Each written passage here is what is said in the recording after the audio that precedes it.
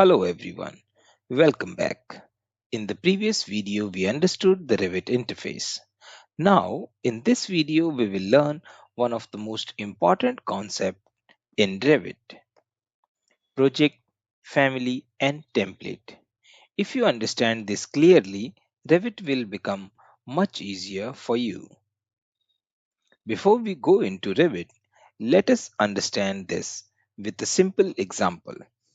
Think of a building. The building itself is a project. Inside the building, we have elements like doors, windows, furnitures, etc. These are families. And before starting the building, we usually follow some standard setup or rules.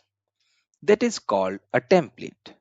Now, let's understand this inside Revit. A project is the actual building model you are working on. It contains everything: walls, doors, windows, views, sheets. All your work is saved inside a project file. A Revit project has the extension .rvt. The file contains your complete building model. Now, let's understand families. Families are the components used inside a project. For example, doors, windows, furniture, columns. These elements are called families in Revit.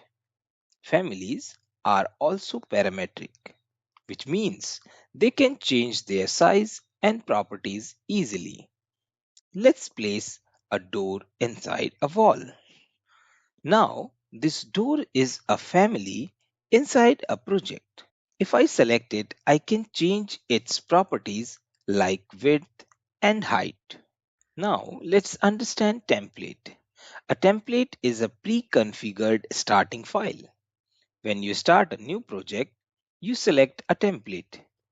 Template contains information like units, levels, view settings, and some families. So let's quickly summarize.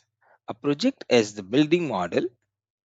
A family is a component inside the project, and a template is the starting setup used to create a project.